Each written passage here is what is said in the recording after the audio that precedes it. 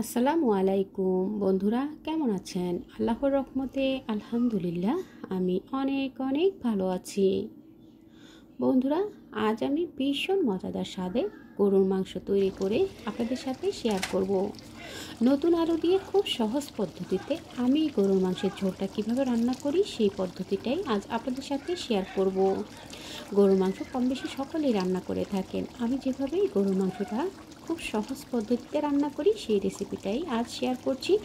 আশা করছি সঙ্গেই থাকবেন, পুরো রেসিপিটা দেখে সুন্দর সুন্দর কমেন্টস করে উৎসাহিত করবেন। গরুর মাংস আলু দিয়ে ঝোল রান্না করার জন্য আমি এখানে আমার প্রয়োজন অনুযায়ী কিছু মাংস নিয়েছি। মাংসগুলোকে রেগুলার কাট করে ধুয়ে পরিষ্কার করে কেটে পানিটা ঝরিয়ে নিয়েছি। আমি এখানে হাড় চর্বি সহ মাংসগুলো নিয়েছি। আমি এখানে প্রায় 1.5 কেজির মতো মাংস নিয়েছি। এখন আমি চুলায় একটা প্যান বসিয়ে দিলাম। প্যানে আমি দিয়ে দেব ছোট কাপের হাফ কাপ তেল দিয়ে দেব। সয়াবিন তেল দিয়েছি, আপনারা সরিষার তেল দিয়েও রান্নাটা করে নিতে পারবেন। আমি এখানে 6-7টা শুকনো মরিচ দিয়ে দিলাম। মরিচটাকে হালকা করে একটু ভেজে নেব, সুন্দর একটা ফ্লেভার আসা পর্যন্ত ভেজে নিয়ে এরপর আমি এখানে পেঁয়াজ কুচি দিয়ে দিলাম। আমি এখানে বড় 4টা পেঁয়াজ কুচি করে দিয়েছি। পেঁয়াজটাকে হালকা বাদামি কালার করে ভেজে নেওয়ার পরে এখানে দারচিনি দিয়ে দিলাম 2 টুকরো, এলাচ দিয়ে দিলাম 10-12টা, গোলমরিচ লবঙ্গ মিলিয়ে 1 টেবিল চামচের মতো দিয়েছি, তেজপাতা 3-4টা দিয়ে এখন আমি মশলাগুলোকে একটু ভালোভাবে ভেজে নিয়েছি। একটা স্টার মশলা দিয়েছি, স্টার মশলাটাকে আমি একটু ভেঙে দিয়েছি। 2 টেবিল চামচ দিয়ে দিলাম আদা রসুনের পেস্ট দিয়ে আদা রসুনটাকে একটু তেলে পেঁয়াজের সাথে ভেজে নেব, এতে করে আদা রসুনের কাঁচা গন্ধটা দূর হয়ে যাবে। হলুদের গুঁড়া 1 টেবিল চামচ, ধনিয়ার গুঁড়া 1 টেবিল চামচ, টালা জিরার গুঁড়া 1 টেবিল চামচ, লাল মরিচের গুঁড়া 1 টেবিল চামচ এবং স্বাদ মতো লবণ দিয়ে দিলাম। শুকনো মশলাগুলোকে একটু তেলে ভেজে নেওয়ার পরে এরপর আমি এখানে 1 কাপ পরিমাণ গরম পানি দিয়ে দিলাম। গরম পানিটা দিয়ে ঢাকনা দিয়ে ঢেকে মশলা থেকে তেলটা ছেড়ে আসা পর্যন্ত মশলাটাকে ভালোভাবে কষিয়ে নিয়েছি। ভীষণ সুন্দর একটা ফ্লেভারও কিন্তু ছড়িয়ে গেছে। মশলাটাকে আবারও ঢাকনাটা খুলে আরও কিছুক্ষণ আমি কষিয়ে নিচ্ছি, এতে করে মশলা থেকে আরও অনেক সুন্দর একটা ফ্লেভার বের হবে। খুব সুন্দরভাবে যখন মশলা থেকে সুন্দর একটা ফ্লেভার বেরিয়ে যাবে ঠিক সেই সময় আমি মাংসগুলোকে দিয়ে দেব।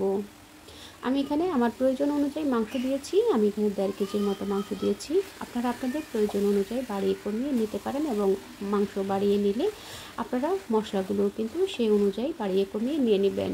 মাংসগুলোকে হাই হিটে কিছুক্ষণ মশলার সাথে মেখে ভালোভাবে কিছুক্ষণ জাল করে নেব। এরপর আমি ঢাকনা দিয়ে ঢেকে হাই হিটে 20 মিনিট জাল করে নেব।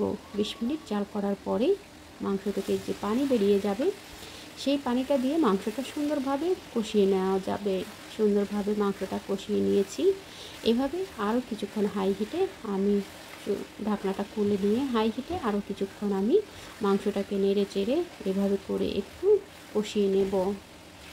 আমরা মাংসটাকে কষিয়ে নেওয়ার পরে এখন আমি এখানে প্রায় 2.5 কাপের মতো গরম পানি দিয়ে দিলাম। অবশ্যই বন্ধুরা এই পর্যায়ে এসে কিন্তু গরম পানিটাই দেওয়ার চেষ্টা করবেন, এতে করে মাংসটা খুব দ্রুত সেদ্ধ হয়ে যাবে এবং খেতে ভীষণ ভালো লাগবে।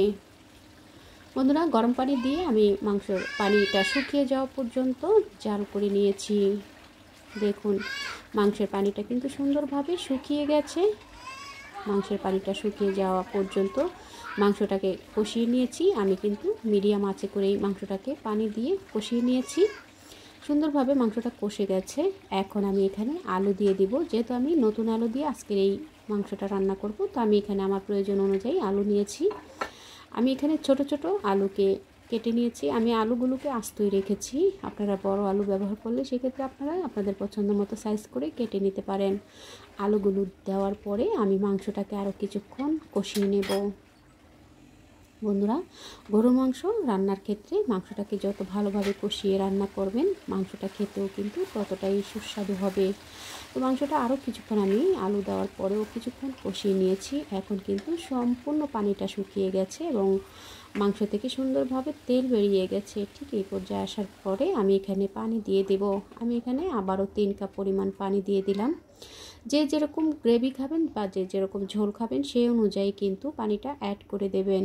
বন্ধুরা আমি এখানে মাখা মাখা ঝোল রাখবো, তাই আমি এখানে 3 কাপের মতো গরম পানি দিয়ে দিলাম। দিয়ে ঢাকনাটা ঢেকে মিডিয়াম আঁচে করে মাংস এবং আলুটা সম্পূর্ণভাবে কুক হওয়া পর্যন্ত রান্না করে নিয়েছি। এখন আমি ঢাকনাটা খুলে আবার একটু ভালোভাবে নেড়ে দিচ্ছি। এভাবে করে নেড়ে চেড়ে আমি এই পর্যায়ে আসার পরে আমি এখানে 2টা টমেটো এবং কিছু কাঁচামরিচ দিয়ে দিলাম। বন্ধুরা আপনারা চাইলে টমেটোর পরিবর্তে এখানে কিছুটা টমেটো সস ব্যবহার করতে পারেন। সেক্ষেত্রে আপনারা টমেটো সসের যে টক ভাবটা আছে সেটা ব্যালেন্সের জন্য আপনারা কিছুটা চিনিও ব্যবহার করতে পারেন। তো আমি এখানে টমেটোটাই ব্যবহার করেছি আর কিছু কাঁচামরিচ ফ্লেভারের জন্য ব্যবহার করেছি। দেওয়ার পরে টমেটো এবং কাঁচামরিচ দেওয়ার পরে কিছুক্ষণ জাল করে নেওয়ার পরে মাখা মাখা যখন ঝোলটা হয়ে গেছে ঠিক সে সময় আমি রান্নাটা শেষ করে নেব। দেখুন তো বন্ধুরা কত সহজেই ঝটপট করে মজাদার স্বাদের একটা গরুর মাংসের ঝোল রান্না হয়ে গেল। আপনারাও এইভাবে তৈরি করতে পারেন। এই গরুর মাংসটা আপনারা চাইলে সাদা ভাত, রুটি, পরোটা, নান কিংবা লুচি অথবা খিচুড়ি পোলাওর সাথেও কিন্তু আপনারা চাইলে এই গরুর মাংসটা সার্ভ করতে পারেন।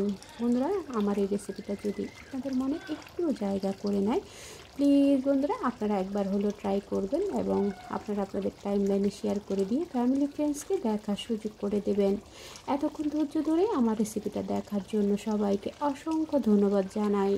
বন্ধুরা একটা লাইক দিতে ভুলে গিয়ে থাকলে প্লিজ বন্ধুরা একটা লাইক দিয়ে রেসিপিটা কন্টিনিউ করে নেবেন। দেখা হবে পরবর্তী কোনো রেসিপির সঙ্গে। সে পর্যন্ত সকলের সুস্থতা কামনা করছি। ভালো থাকবেন, সুস্থ থাকবেন, নিরাপদে থাকবেন। আমার ও আমার পরিবারের জন্য দোয়া করবেন। আপনাদের একটা লাইকস এবং একটা কমেন্টসের মাধ্যমে আমার এই রেসিপিটা পৌঁছে যাবে আরও অনেক বন্ধুদের কাছে। তারাও কিন্তু আপনাদের মতো করে আমাকে সাপোর্ট করতে পারবে। সে পর্যন্ত সকলের সুস্থতা কামনা করছি। আল্লাহ হাফেজ।